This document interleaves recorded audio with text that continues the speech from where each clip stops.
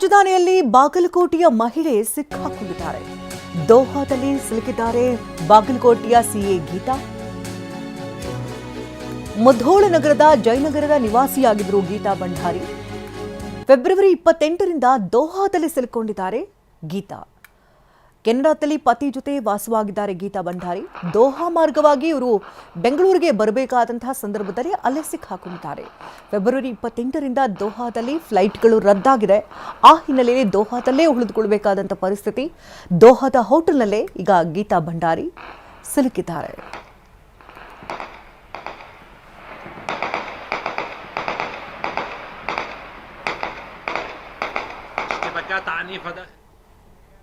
ಯುಎಇನ ತೈಲ ಕೈಗಾರಿಕಾ ಘಟಕದ ಮೇಲೆ ನಿರಂತರವಾದಂತಹ ದಾಳಿಯಾಗಿದೆ.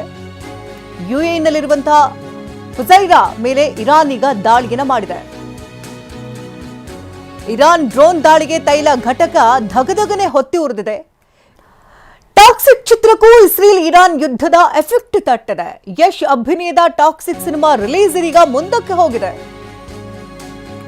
ಎಲ್ಲ ಅಂದುಕೊಂಡಂತಾಗಿದ್ರೆ ಮಾರ್ಚ್ 19ನೇ ತಾರೀಕಿನಂದು ಚಿತ್ರ ಬಿಡುಗಡೆಯಾಗಬೇಕಾಗಿತ್ತು. ಆದರೆ ಆ ಚಿತ್ರವನ್ನ ಬಿಡುಗಡೆಗೆ ಈಗ ಮುಂದೂಡಿಕೆ ಮಾಡಲಾಗಿದೆ. ಮಾರ್ಚ್ 19ರ ಬದಲಾಗಿ ಜೂನ್ 4ಕ್ಕೆ ಟಾಕ್ಸಿಕ್ ಚಿತ್ರ ವಿಶ್ವದಾದ್ಯಂತ ಬಿಡುಗಡೆಗೆ ಈಗ ಪ್ಲಾನ್ ಅನ್ನು ಮಾಡಿಕೊಂಡಿದ್ದಾರೆ. ಯುದ್ಧದ ಪರಿಣಾಮವಾಗಿ ರಿಲೀಸ್ ಅನ್ನ ಮುಂದಕ್ಕೆ ಹಾಕಿದೆ ಚಿತ್ರತಂಡ.